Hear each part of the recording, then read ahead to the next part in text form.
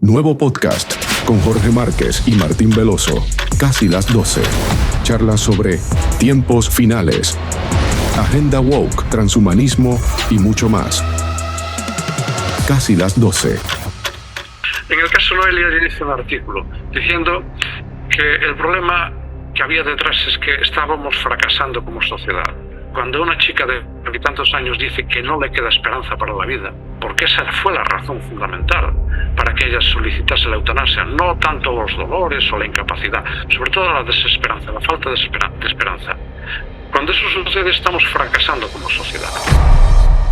Hola a todos, muy bienvenidos a este podcast Casi las 12. Estamos muy felices de estar con ustedes en este tiempo especial.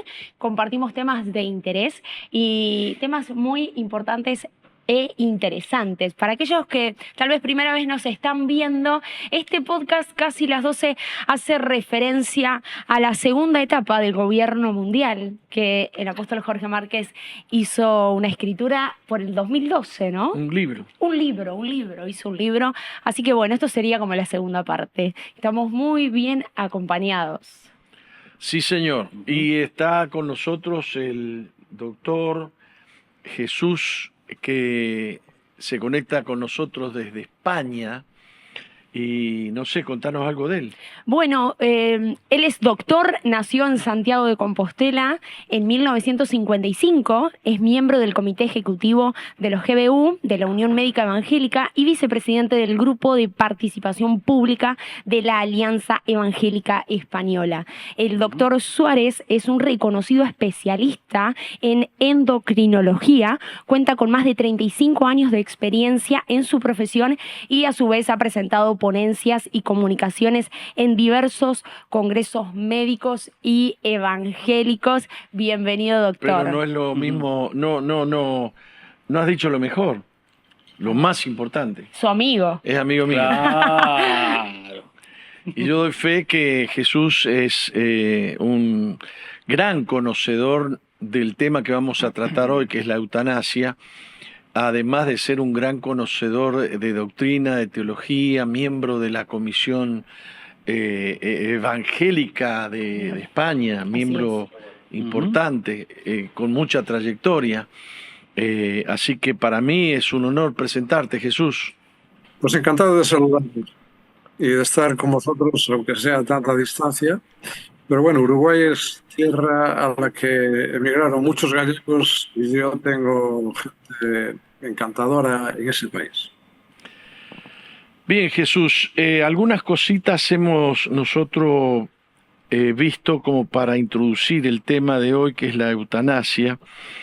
El pasado 15 de octubre, Uruguay aprobó una ley de eutanasia y muerte digna, convirtiéndose en el primer país de América Latina en regular esta práctica.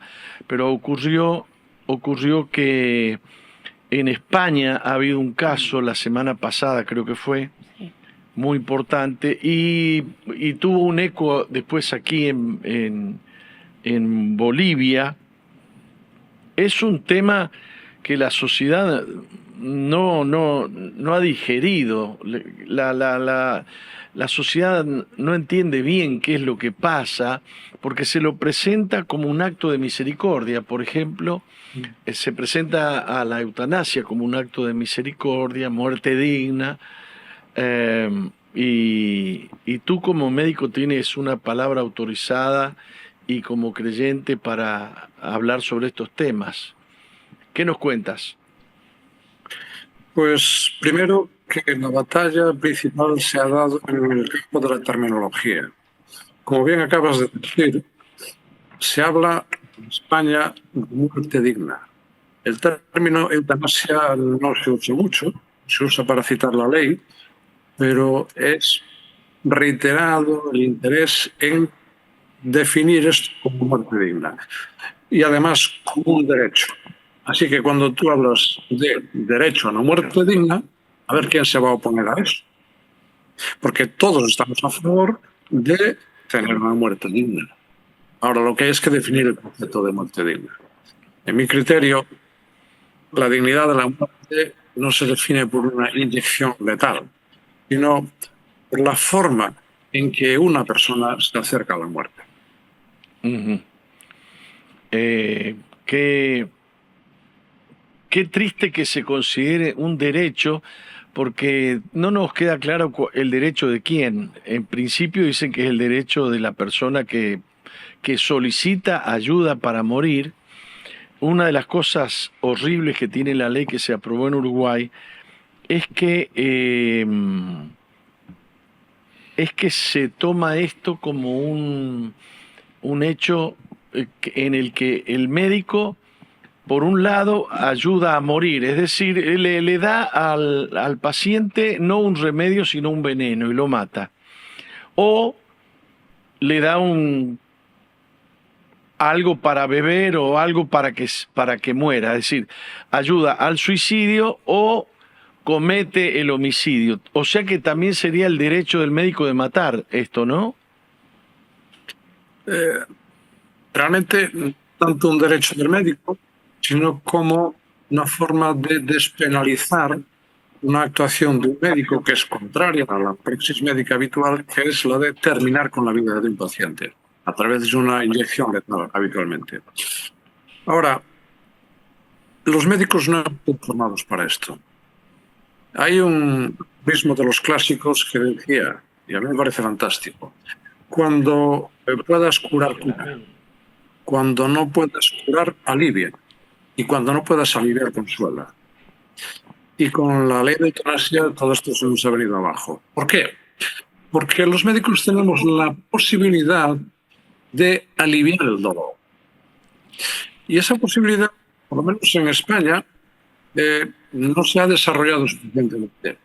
Se calcula que el 50% de los pacientes que necesitarían cuidados paliativos no los están recibiendo de una forma adecuada, por falta de recursos, por falta de presupuesto, etcétera, etcétera. Entonces, antes de plantearse la eutanasia, habría que desarrollar una ley adecuada de cuidados paliativos. Y esto es lo que recomendaría en Uruguay. Es mucho más positivo y convocaría más apoyos reclamar presupuestos de una ley para cuidados paliativos. Tú sabes que hay una ley de cuidados paliativos en Uruguay, previo a esta ley. Y no sé cómo estará en Uruguay. Bueno, pero ni siquiera la han reglamentado. Ley, pero si no los datos de presupuestos no vale de nada. Claro. Está demostrado, algunas estadísticas lo prueban, que una parte importante, alguna estadística dice que hasta el 90% de los pacientes que reciben cuidados paliativos adecuados no reclaman la eutanasia. Así que, por tanto, no solamente nos tocaría confrontar el concepto de la eutanasia, la ley de eutanasia, sino que es mucho más positivo reclamar financiación y recursos para tener unos cuidados paliativos de calidad, de tal forma que nadie se vea en situación de reclamar eutanasia. Y ahora podríamos entrar, si quieres, en hablar de cuáles son las razones por las que la gente pide eutanasia. Te decía que hay una ley de cuidados paliativos anterior a la ley de eutanasia que tiene más de un año de aprobada, anterior a la ley de eutanasia, pero ni siquiera el Poder Ejecutivo la reglamentó. Parece que no hay interés político en el tema de los cuidados paliativos. Algo dijiste vos de que debe ser una cuestión económica, ¿no? Yo creo que hay algo de esto.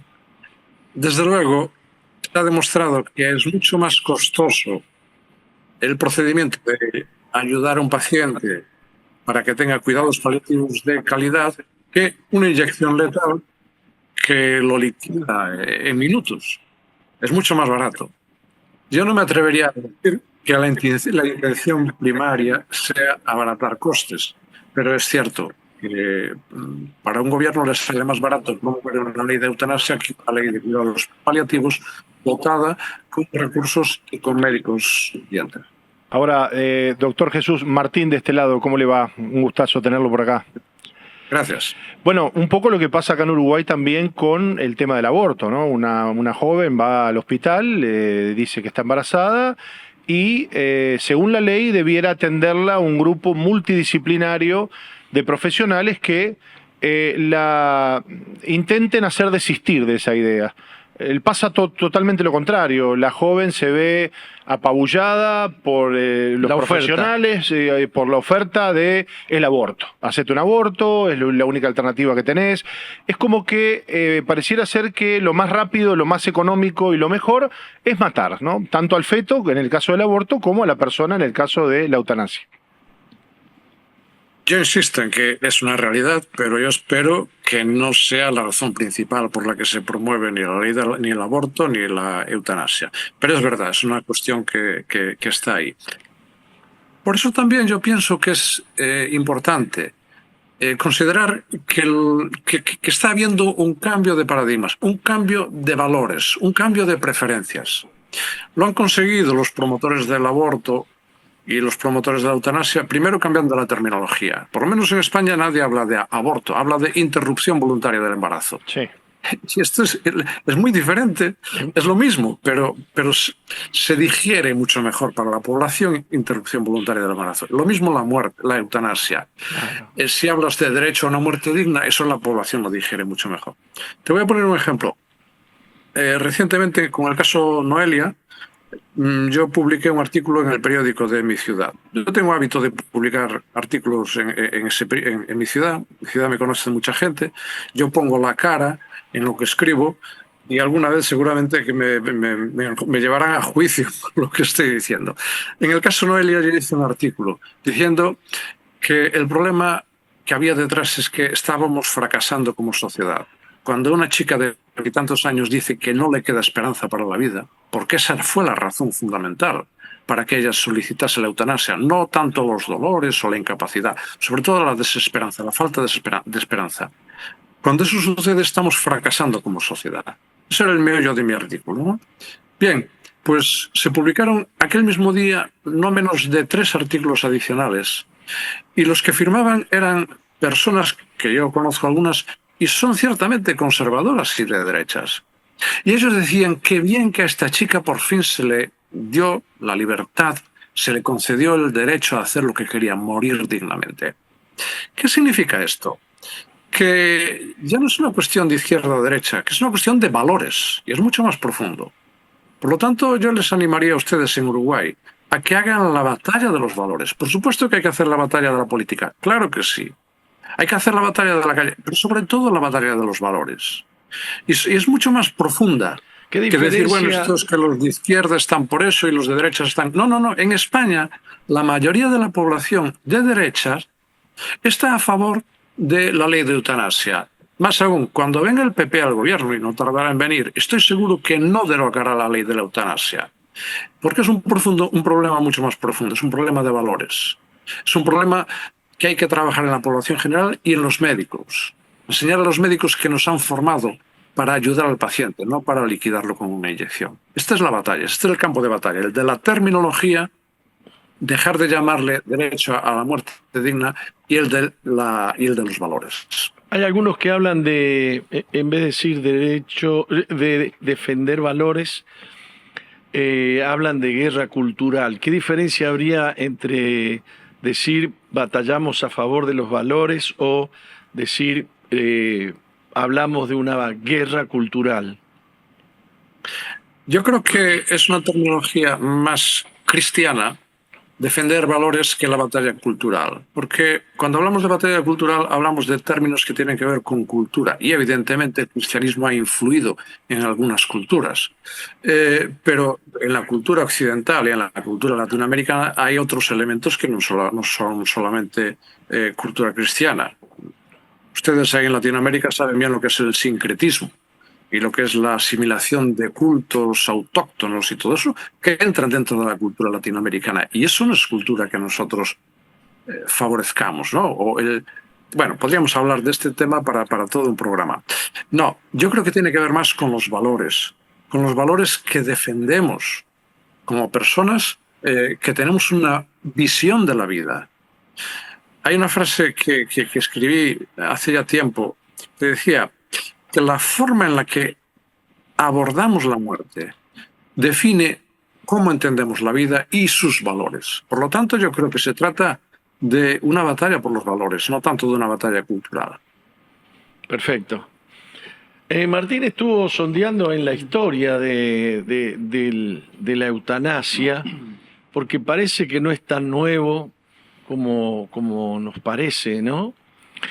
Sí, bueno, haciendo un poquito un pequeño estudio, ¿no? Tampoco algo muy profundo, pero por ejemplo, en la antigüedad, en la antigua Grecia, filósofos como Platón reflexionaron sobre el concepto de la muerte digna, que era darle a una persona sufriente la posibilidad de morir sin dolor.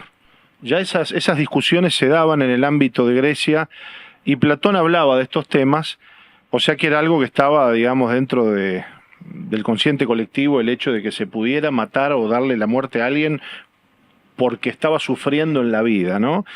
Después también, por otro lado, bueno, los romanos, de la mano de Séneca, consideraban aceptable evitar el sufrimiento en la vida a través de permitirle la muerte al que quería morir o brindarle una muerte digna, que es lo que hoy se conoce como la eutanasia, ¿no? Usando estas frases bonitas, como decía el doctor, ¿no? Por otro lado, bueno, los espartanos, los famosos espartanos, que hoy le decía a Eli que tiene que ver la película 300 porque no la vio, Sí, de los sí, espartanos. ya la anoté, la voy a ver. Los espartanos tenían la costumbre de examinar a los hijos que les venían y si había cierta debilidad y cierta... No llegaban a determinado peso, no llegaban a determinado tamaño, no llegaban a determinada masa muscular. Los tiraban desde una montaña. Sí, eran eliminados. Los despeñaban. Los despeñaban. O sea, Jesús no es algo nuevo, en realidad es una idea que da vuelta desde los orígenes de las civilizaciones, ¿no? Pero parece ser que esto permeó la civilización occidental, porque no forma parte de la civilización occidental, ¿o sí? A ver, de la civilización occidental cristiana no, pero de algunos elementos de la civilización occidental sí. Realmente esto tiene que ver otra vez, con el concepto que tengamos de la vida. Nosotros afrontamos la muerte según el concepto que tengamos de la vida. Esto es fundamental. Y nosotros como cristianos tenemos un concepto de la vida que nos lleva a enfrentarnos a la muerte, por ejemplo, con esperanza. Una de las cosas que llevó a la muerte a Noelia fue la falta de esperanza. Estoy seguro que si Noelia hubiera tenido esperanza en la vida, habría soportado los dolores, que sí que los tenía, habría soportado sus limitaciones físicas, etcétera, etcétera, pero no tenía esperanza. Este es el mensaje que nosotros tenemos que aportar. Mira, una entidad que a algunos de vosotros os escandaliza, como es la OMS, la Organización Mundial de la Salud, habla de los cuidados paliativos. Fijaos lo que dice. Dice que los cuidados paliativos suponen un enfoque que mejora la calidad de vida de los pacientes y sus familiares que se enfrentan a problemas asociados a una enfermedad potencialmente mortal mediante la prevención y el alivio del sufrimiento mediante la identificación, evaluación y tratamiento precoces del dolor y otros problemas físicos, psicosociales y espirituales. Espirituales, dice la OMS.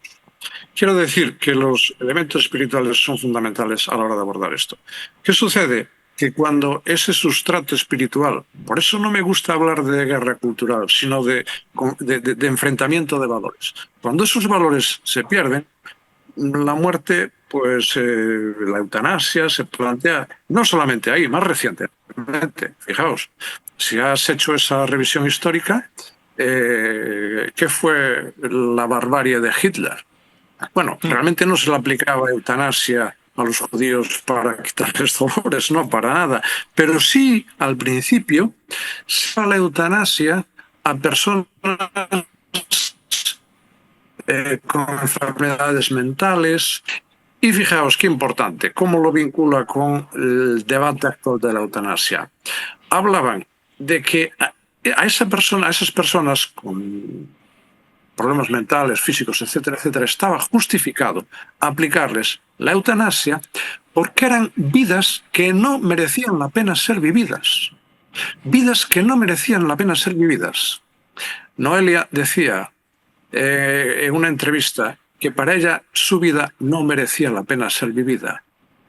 ¿Os dais cuenta de cómo ahí está el meollo del problema? Claro. Y por eso no es una cosa de izquierda ni de derecha, porque Hitler no era de izquierda precisamente, era bastante de derecha.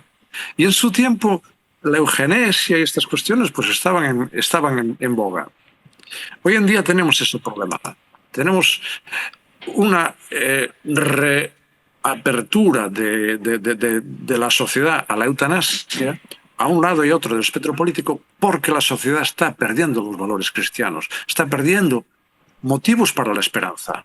Así que, como cristianos, una de las mejores cosas que podemos aportar a esto es: hay esperanza. Hay esperanza, hay vida después de la muerte, y la vida actual merece la pena ser vivida. Y para merecer la pena ser vivida, sin duda, hay que eliminar el dolor. Uno no puede reclamar, oye, pues mira, tienes que tener esperanza y sufre. No, eso de la mortificación, el sufrimiento, y que eso dignifica y te hace más alto espiritualmente, eso es un concepto más católico que evangélico. ¿No es cierto? ¿No? El purgatorio no sirve para nada. No. Hay que eliminar el dolor. Hay que quitar todo el dolor que podamos. Y para eso estamos los médicos. Y yo debo decir al respecto que una buena parte del dolor, de las situaciones de dolor son, si no eliminables, por lo menos son paliables con medicación adecuada. Pero eso otra vez requiere inversión en médicos especializados y en tratamiento. Así que insisto, valores y aportar esperanza y aportar recursos médicos para quitar el dolor. Perfecto. Aquí Mauri quería decir algo. Doctor, un placer realmente poder conversar con usted. Le da una altura muy grande al tema que estamos hablando, que aquí en Uruguay, bueno, y en las naciones es un tema muy, muy doloroso. Pero viendo el tema desde una óptica cristiana, digamos, ¿cómo empezar a hablar de estos temas hace unos años atrás y ahora estar con el tema de la legalización aquí en Uruguay y en Europa, bueno, ni hablemos, cómo se ha ido de alguna manera bajando la percepción, digamos, de lo que es la muerte, o bajando la percepción de lo que es la vulnerabilidad de la vida humana? Entonces, como cristianos, esto estamos hablando ahora en casos puntuales que por ejemplo, ahora del caso que estamos hablando de esta muchacha ¿cómo? ¿Perdón? Noelia, sí. Claro, se hizo viral por todos lados, todo el mundo habló y mucha gente se rasgaba la vestidura, ay, qué horrible, qué malo, o qué espantoso, pero como cristianos no se habla del tema. Hay muchos cristianos que no hablan del tema. Entonces, ¿cómo podemos hacer? ¿Cuál es tu visión sobre este tema? ¿Cómo se puede tratar el tema desde el punto de vista académico, con altura? Esa sería mi consulta, mi pregunta.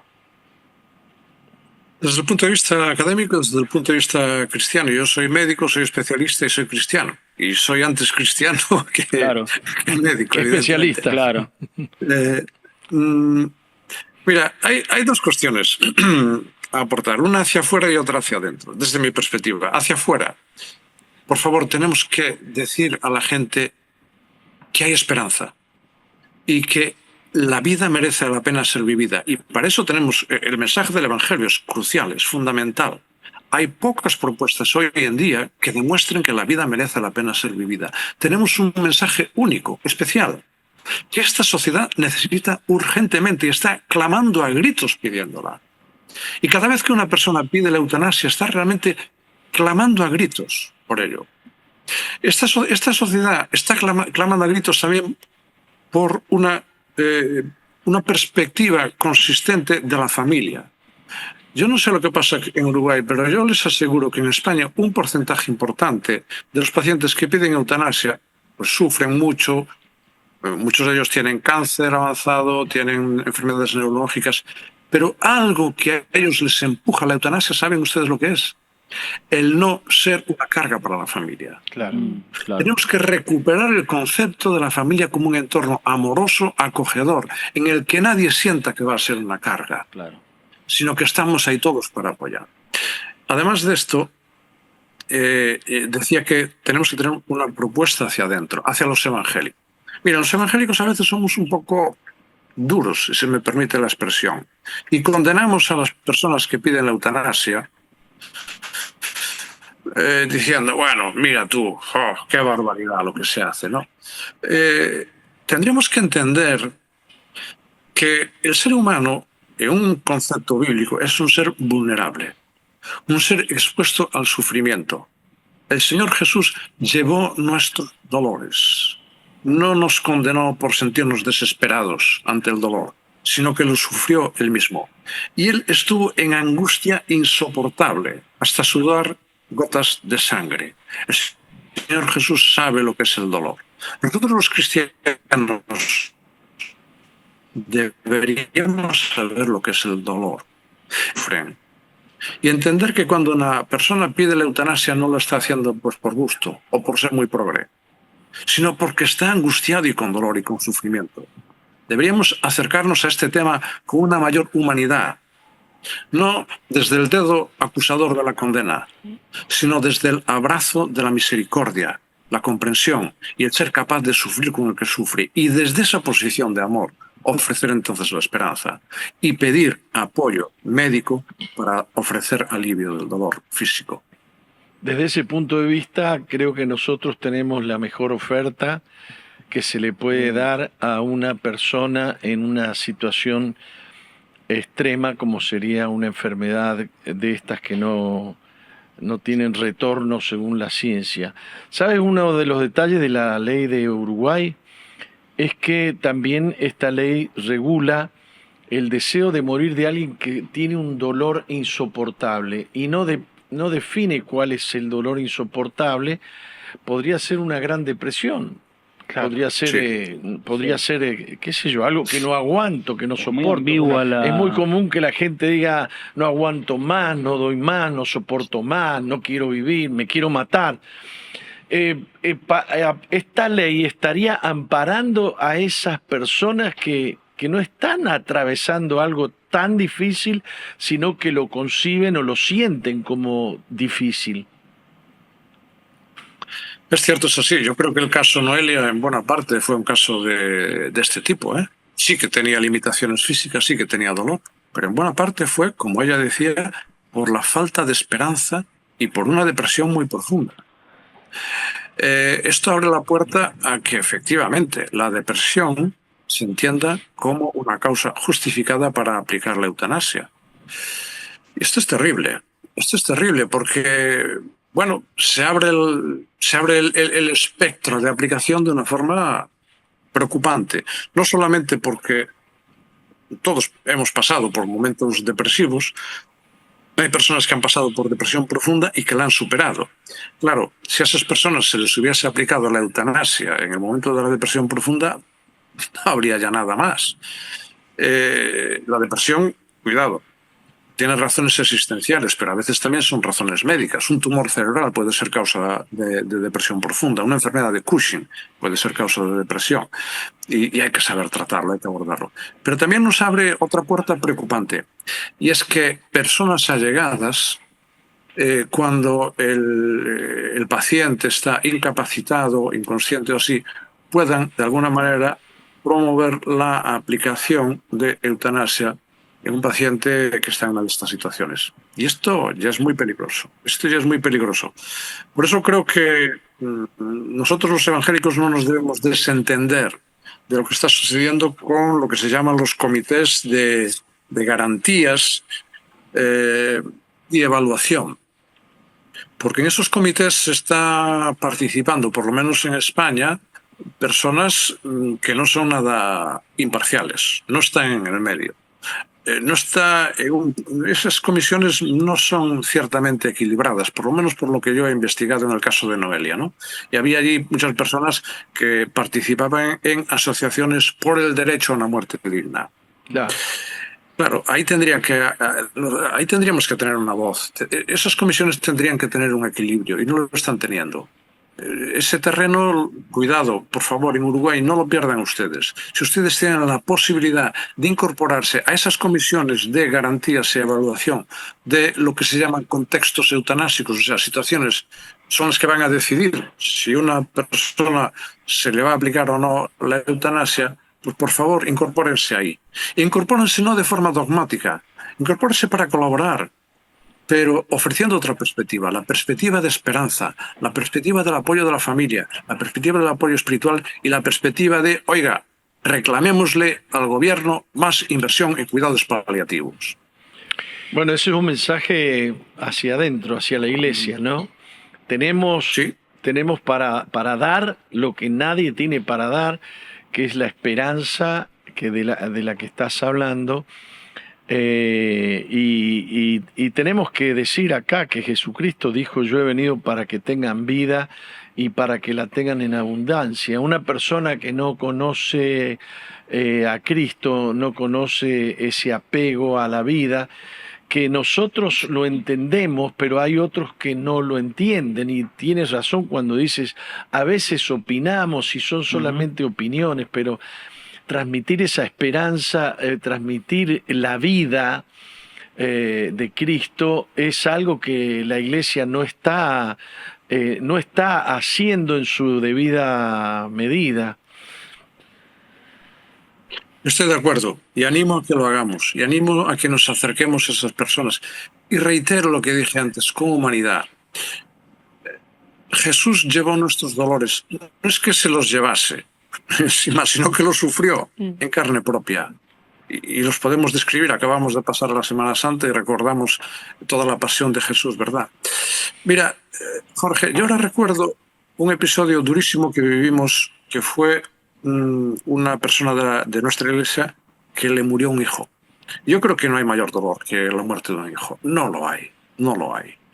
Y allí nos íbamos acercando a la madre a darle el pésame y no sabíamos qué decirle.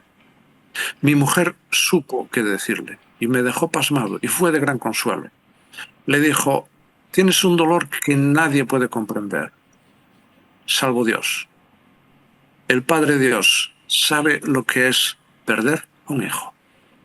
Él sufrió el dolor inmenso de ver morir a su hijo.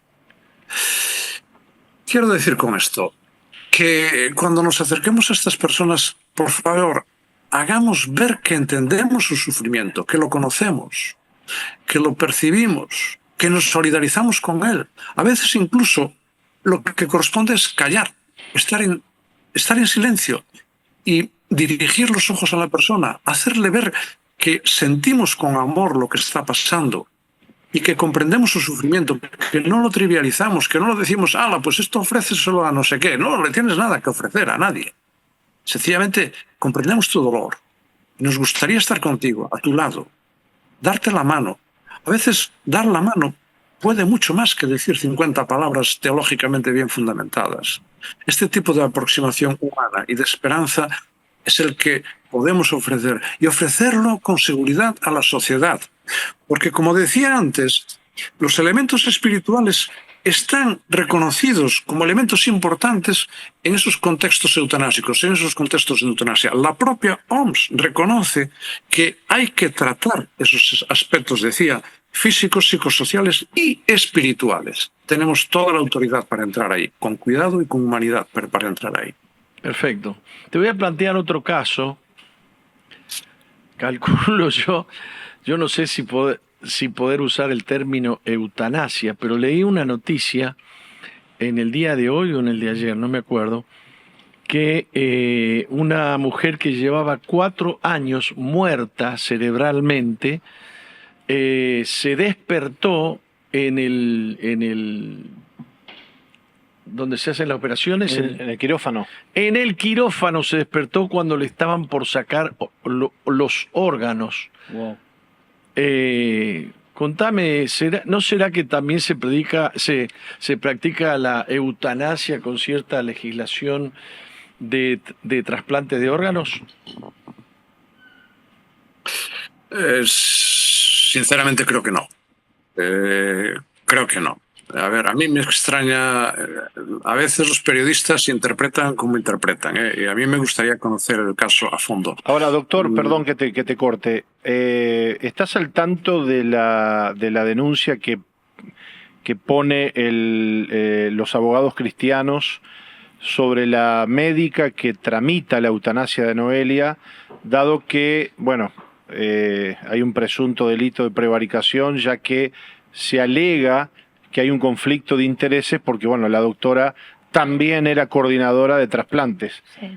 Entonces hay todo un tema ahí en donde intervienen abogados cristianos, que es esta organización, sobre este asunto, porque, bueno, están diciendo que quien estaba o quien firmaba la eutanasia también era responsable de temas de donación de órganos, ¿no? Lo que acaba de decir, pastor. Este caso que te mencioné puede ser, qué sé yo, un caso periodístico, pero hay demasiados casos, Jesús, en el que se considera una muerte que finalmente termina no siendo una muerte, ¿no? Se sabe de muchos casos de personas que han despertado después de muchísimos años de estar postrados, y luchando que si se desenchufa o no se desenchufa, y finalmente la persona se despierta, ¿no? Bueno, tenemos que tener cuidado, porque según ese criterio no enterraríamos a nadie. No vaya a ser que estemos enterrando a alguien que aparentemente... No, si echa olor, sí. No está muerto. El concepto de muerte, desde el punto de vista científico, en el pasado se definía como parada cardiorrespiratoria, y hoy no, porque hay gente que ha superado paradas cardiorrespiratorias, evidentemente, pero sí se entiende que el criterio fundamental es de la muerte cerebral. No. En ese sentido, España es el país con más trasplantes del mundo con donación de órganos, y trasplantes también, proporcionalmente a la población. Y, hombre, yo doy fe de que se cumplen con todas las garantías asegurando que la persona está muerta. Ahora, en el caso de Noelia, es cierto, yo creo que hay sobre todo una falta absoluta de sensibilidad por parte de esta médica. Cuando fueron a pedirle los restos, dije, no, es que además ya no se puede hacer nada porque ya se le han sacado órganos. Por favor. O sea, una falta de sensibilidad absoluta. Eso es un problema de que no sabe ser médico, caramba, no se tratan así las cosas. Yo he pedido a algún paciente, familiares de algún paciente que ha muerto, les he dicho, oye, mira, si ustedes lo consideran y creen que puede ser de ayuda a otras personas que necesitan un trasplante, yo les pediría que considerasen la posibilidad de donar órganos, sin ningún tipo de presión y apelando a su buena voluntad, nada más. Y la gente en general reacciona bien. Y a veces te dicen, no quiero. Bueno, y lo tienes que respetar profundamente. ¿Sabes qué pasa también detrás de eso? Que en otro caso que hubo en España de eutanasia, y que fue un poco fuerte también, los defensores de la eutanasia lo justificaron diciendo que la señora antes de morir dijo muy altruistamente, yo voy a donar mis órganos para que se puedan utilizar para trasplantes. Y entonces aquello parece que santificaba la eutanasia. Mi artículo sobre el tema que escribí decía que está muy bien que ella donase los órganos, pero no era más generosa que cualquier familia que hubiera donado los órganos de su paciente. Yo diría que ahí podemos estar tranquilos, de que no se van a producir ese tipo de situaciones en las que se saca órganos a personas que realmente están vivas. No es un tema que aparezca ahí. Lo que yo quiero decir es que la muerte cerebral no es suficiente garantía mientras hay vida biológica. ¿Y qué garantía tenemos? ¿Qué criterio tenemos para decir que una persona se murió? ¿La parada cardiorrespiratoria? Pues no. ¿Que no se le escucha respirar? Pues no. ¿Que no haya que no haya movimientos de la pupila? ¿De midriasis o miosis? Pues tampoco. El término más garantista, o sea, el que nos garantiza más que realmente hay muerte, hoy en día el que conocemos es el de la muerte cerebral. Aunque esté latiendo el corazón. No, o sea, al revés, que el corazón no lata no es un criterio de que la persona ha muerto. No, yo digo que... Ahora, podemos mantener el corazón latiendo de forma artificial. Podemos hacer que el corazón siga latiendo. de forma artificial, un tiempo, nada, pero no mucho, por cierto. Pero insisto, por favor, los cristianos en el tema de la muerte tenemos que ser rigurosos y tenemos que exigir que haya criterios científicamente probados de que esa persona está muerta. Y hoy en día la ciencia dice que el criterio más garantista, el último, por encima de la parada cardiorrespiratoria, por encima de la midriasis, por encima de todo eso, es la muerte cerebral. Entonces tenemos que... Es que si no apelamos a la muerte cerebral, vamos hacia atrás. Diríamos, bueno, pues entonces hay que pensar en la parada cardiorrespiratoria. No, por favor, no. Bueno, pero es otro tema. Yo creo que es tema de otro debate. Yo la verdad no creo que hoy en día se haga la eutanasia para quitar órganos. Se hacen otras barbaridades al respecto, ¿eh? En la China, por ejemplo, se utilizan los órganos de fusilados para trasplantar. Y se dice, bueno, que se ejecuta a personas con la intención de sacar sus órganos en la República Popular de China. Eso sí es gravísimo, gravísimo. Eso en el mundo occidental no sucede de ninguna manera. Bueno, no da para discutir mucho. Hay gente sí que le saca los órganos a gente que está total y absolutamente viva, ¿no? Sí. Y tampoco tenemos garantía de que sean muy científicos. No, yo te puedo contar, hay donaciones en vivo, pero bueno, yo creo que el tema de las donaciones lo podríamos tratar en otro programa, porque en otro tiempo. Nos escapamos de la eutanasia, que creo que es muy interesante. Bueno. Por cierto, hay algo que me gustaría, que no ha salido, que es el tema de la sedación paliativa. Sí. Y alguna gente lo confunde y merecería la pena aclararlo. No es lo mismo sedación paliativa que eutanasia. La sedación paliativa se hace en una persona que está terminal, por ejemplo, un cáncer avanzado con metástasis y se va a morir en un plazo corto de tiempo y que está sufriendo dolores insoportables. Y esa persona, después de probar todos los analgésicos, se puede pensar razonablemente en aplicar la sedación paliativa con analgésico. Ahora, la diferencia con la eutanasia es que en la eutanasia se le aplica directamente a dosis muy diferentes, sedantes, para provocar la muerte. Por tanto, la diferencia entre sedación paliativa y eutanasia es la intención con la que se hace el tratamiento y el tipo de tratamiento y las dosis. O sea que el límite entre las dos cosas es muy sutil, ¿no? Es la intención sobre todo. Claro. O sea, tú cuando haces una sedación paliativa sedas al paciente, pero no lo haces con dosis y con un tipo de anestésico que le provoque la muerte. No, sino sencillamente un tipo de sedante que lo deje en sedación profunda, de tal forma que asegures que no tenga dolor. A veces puedes adelantar el proceso de la muerte, puede, pero no es tu intención. No. Sin embargo, en la eutanasia sí que activamente coges un producto, más bien es un cóctel de productos que aplicas a unas dosis y con un tipo de productos que intencionadamente buscan provocar la muerte. Es diferente. Por tanto, bueno, te cuento que mucho antes de la ley de eutanasia acá en Uruguay, por muchísimos años, hemos vivido que en los hospitales los médicos dicen, bueno, mire, tiene solo unas horas de vida, la familia tiene que decidir si le ponemos el cóctel, si no le ponemos el cóctel. Uh-huh. Y entonces siempre se navegó en ese mar de inseguridad si realmente lo estaban sedando o lo estaban matando, ¿no? Sí. Mucho antes de que exista la ley de eutanasia. Claro, Jorge.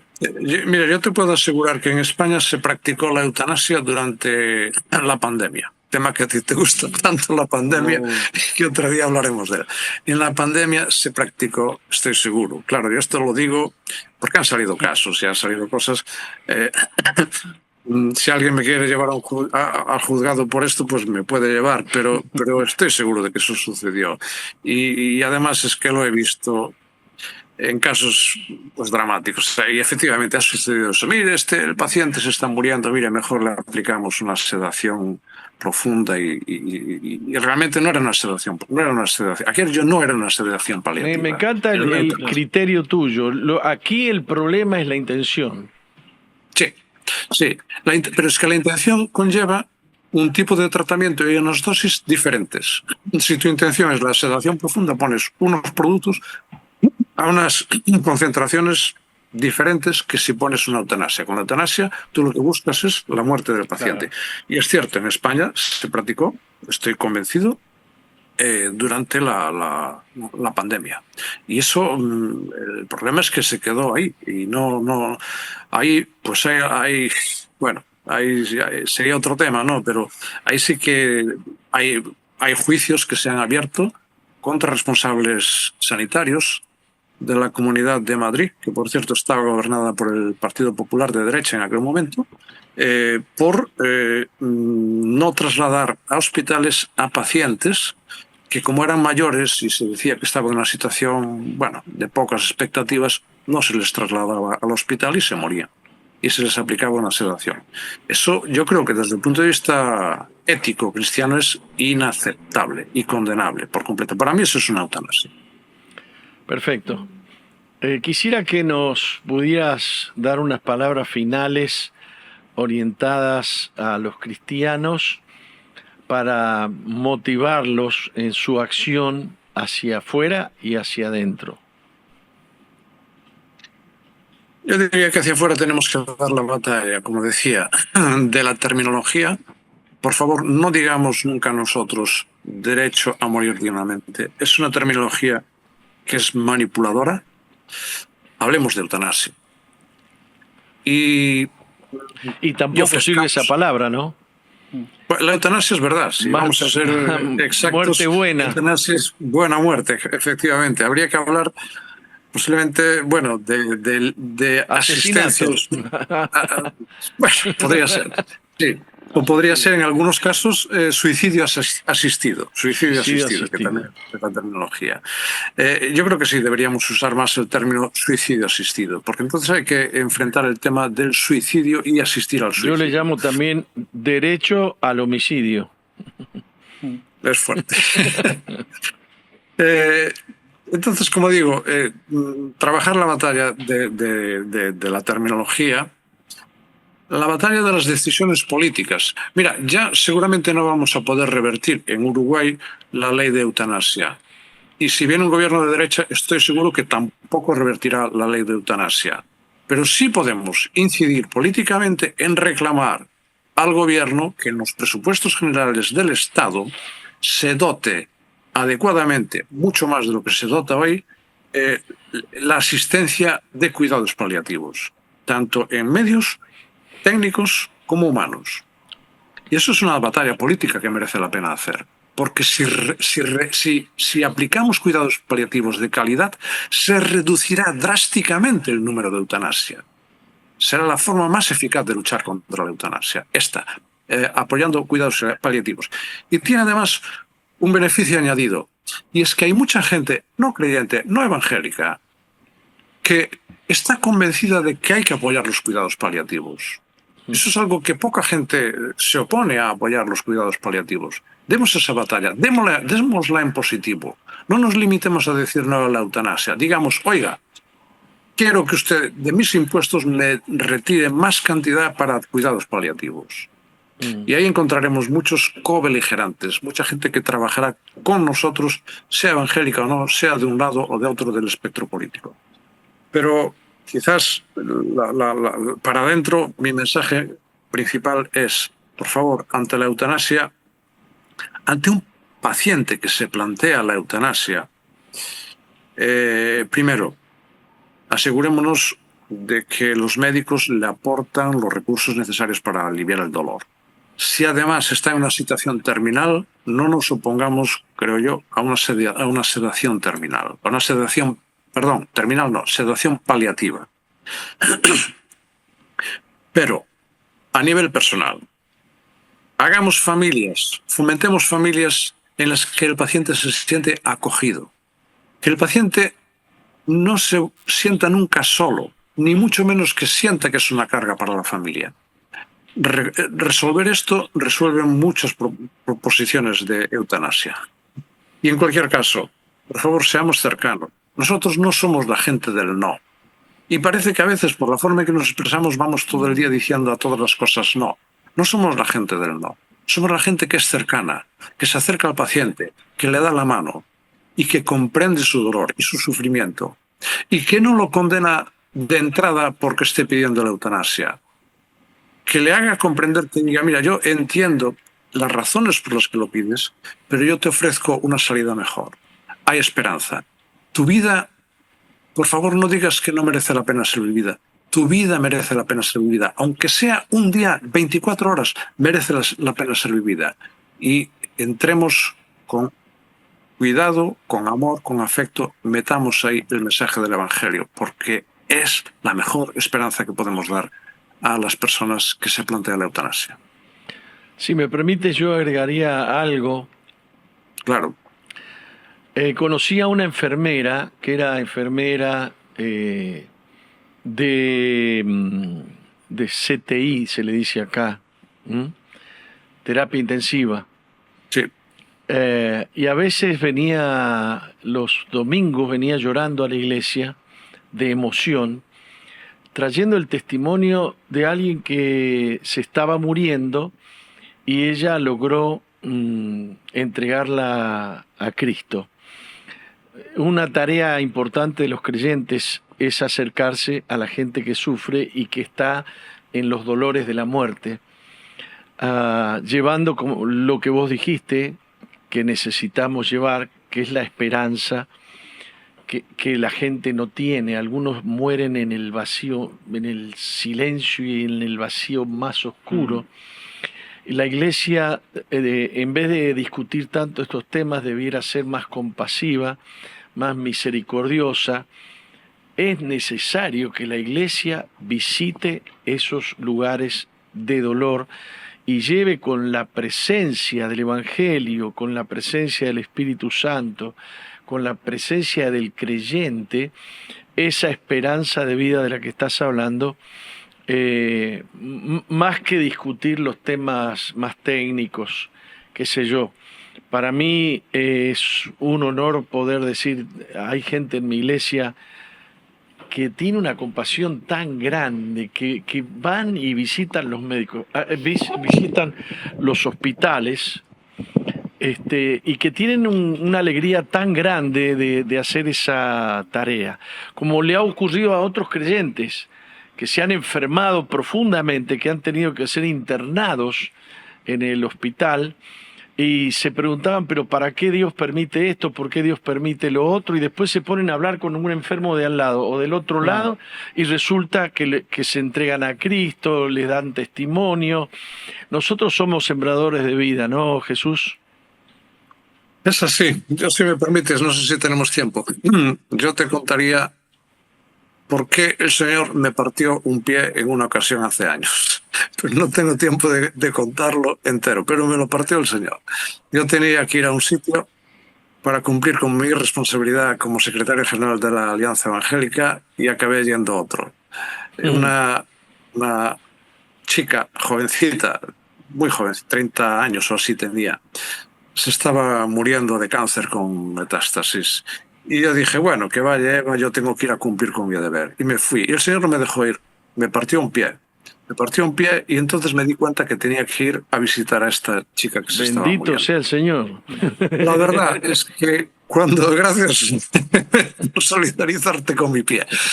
Cuando llegué al hospital en el que ella estaba, viajamos en avión y llegamos allí, me dijeron, está inconsciente. Los médicos no permiten entrar ni a la familia. Se está muriendo. No hay nada que hacer. Y yo dije, Señor, si tú me partiste el pie fue para que yo hable con ella. Así que yo voy a ir allí. Aunque no esté inconsciente, yo voy a hablar con ella. No sé de qué valdrá, pero yo voy a hablar con ella. Y aunque no permitan visitas, yo me voy a enfrentar al médico para que me deje entrar. Y la verdad es que con ese espíritu fui, porque estaba convencido de que el Señor algo quería. Y llegué allí, efectivamente, estaban prohibidas las visitas. Me acerqué al médico para negociar con él y no tuve que negociar. Me dijo directamente, ¿quieres pasar a verla? Y yo me quedé asombrado. Dije, uy, el Señor quiere algo. Entré, pero la vi inconsciente. Pero absolutamente, profundamente inconsciente, en coma. Y dije, pero Señor, ¿pero qué voy a hacer? Y entonces nada, le agarré la mano y oré. Y dije, Señor, por favor, muéstrale a María cuánto la amas. Muéstrale que tú moriste para que ella no tenga que morir para siempre. Y bueno, oré en estos términos. Y terminé de orar y yo dije, bueno, no me va a oír. Le tenía la mano cogida, abrí los ojos y cuando abrí los ojos, ella estaba con sus 2 ojos mirando para mí, abiertos. Ujú. Y le dije, María, ¿tú crees que el Señor Jesús murió por ti para que tú no tengas que morir para siempre? María no pudo hablar, pero asintió con seguridad con su cabeza. Poco después entró en coma y al día siguiente se murió. Mm. ¿Por qué os cuento esto? Primero porque la verdad es que es algo que todavía hoy me emociona contarlo. Pero cuando veamos a un paciente que está en coma o en coma profundo y digamos no merece la pena hablar con él porque no se entera de nada, por favor no, háblale, cógele la mano, porque si el Señor quiere te va a escuchar, el paciente te va a escuchar y serás de bendición para él, como fue en aquella ocasión para mí. Bueno, Jesús, un gran honor tenerte con nosotros, un gran honor. De verdad que estoy muy contento de esta charla y espero que va a ser muy útil en las redes. Te agradezco muchísimo tu participación con nosotros. Dios te bendiga. Muchas gracias. Muchas gracias, Jorge. Para mí es un gusto hablar contigo y con los hermanos que están ahí y estoy a vuestra disposición siempre, como sabes. Bueno, muy fuerte, ¿no? La verdad que sí, qué linda charla. Una reflexión, Mauri. A mí me conmueve mucho porque es un tema que realmente se habla y se habla poco y se habla mal en el ámbito cristiano, como recién lo que decía Jesús. Muchas veces el ámbito cristiano condena solamente y no hace uso del amor. Somos los del no. Exactamente, somos los del no. Y aprender a ver el tema desde la óptica de Dios, no solamente decir que no, porque la vida, porque esto, sino tener justamente, el concepto en claro y fundado en qué, cuál es lo que nos mueve, como decía también Jesús, cuál es la motivación de todo esto. Y si nosotros nos ponemos en la vereda de enfrente solamente a criticar, no estamos ganando nada. Entonces, a mí me conmueve por ese lado, o sea, realmente me hace abrir un poco más los ojos a la situación y verlo de una manera mucho más empática, y creo que este podcast, bueno, que pueda también servir para eso. Bueno, yo creo que Eli está frustrada porque no la hemos dejado hablar. Sí, chicos, como cada episodio. Bueno, mientras compartían, algo muy importante es que Uruguay es el país número 1 en América Latina de suicidio y estamos en 21,35 cada 100.000 habitantes. Wow. Y esto es muy importante y lo que habló el doctor... si le vamos a hacer caso a la gente por las ganas que tiene de morir. Ajá, en realidad la gente que y todavía le vamos a ayudar con los médicos y con los remedios a morir. Medio Total. Uruguay no estaría ya hoy. Sí, bueno, algo que me llama la atención es que todos los que ingresan a Uruguay, en la parte del aeropuerto, no sé si ustedes han visto, pero las imágenes son de depresión.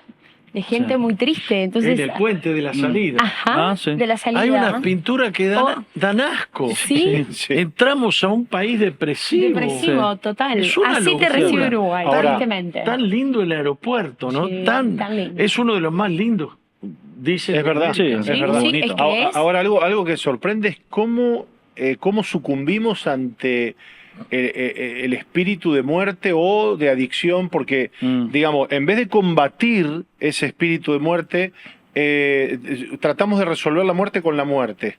Lo mismo hacemos con la droga, ¿no? La droga está subiendo, el consumo de droga en Uruguay raudamente. ¿Qué hacemos? Aprobamos el consumo de marihuana. Tenemos un problema de población terrible. Vos lo aprobarás, yo no. No. Bueno, aprobamos, digo. Es una, ¿no? Sí. Y una forma de decir. Claro, ¿y qué hacemos con no tenemos población en Uruguay, pero queremos solucionar con el aborto el terrible problema poblacional que tenemos en Uruguay? Terrible. Sí. He visto informes que dicen que no, que es una ventaja. Es una ventaja económica la disminución de la población. Imposible. Es una locura, es una locura. Ya no sabemos cómo es una pagarle mentira. a los jubilados la jubilación. Claro, Claro, no hay activo. no lo crean. No va a mejorar la economía porque disminuya la población. Funcionarios de gobierno están diciendo eso. De la Comisión de Población. Pero es que no me cierra por ningún lado. ¿Cómo haces? No. Sí, señor. Si entra menos dinero porque hay menos gente, ¿cómo va a mejorar la economía? O sea, Imposible. de Bueno, base es un... es mentira. estamos yendo de tema Sí, otra pero vez, bueno. ¿no? Eso es mentira. Yo solo les puedo decir que en España hay un problema de inversión de la pirámide poblacional, que hay riesgo de que en un futuro las pensiones no se puedan pagar. ¿Por qué? Porque cada día la población es más vieja y nacen menos niños. Claro. Entonces, esa es una razón por la que empiezan a decir y aceptar ya cada vez más gente que es buena la inmigración justamente para que pueda haber pensiones. Cierto, lo que nadie dice es que además cada año en España se matan 100.000 niños con el aborto. Claro. 100.000. Claro. Mira, aunque solo fuera, sin pensar en la vida, aunque solo fuera que pensasen en las pensiones, están haciendo una barbaridad. Y con esos 100.000 se podrían pagar las pensiones. La verdad es un argumento triste, ¿no? Pero sencillamente lo digo para que, por favor, que nadie diga que económicamente va muy bien tener una población que está sin tasas de reemplazo, que le llaman, ¿no? O sea, sin población que están haciendo. Eso es una barbaridad. Eso no sé, quien lo dice está engañando, porque eso no lo defiende nadie, ni de la izquierda ni de la derecha, nadie. Sin embargo, lo declaran. Y bueno, estamos felices de haber compartido con ustedes este espacio. Así es. Que es un espacio de reflexión y es un espacio de invitación a los cristianos a participar más y mejor de estos temas que hacen a la sociedad.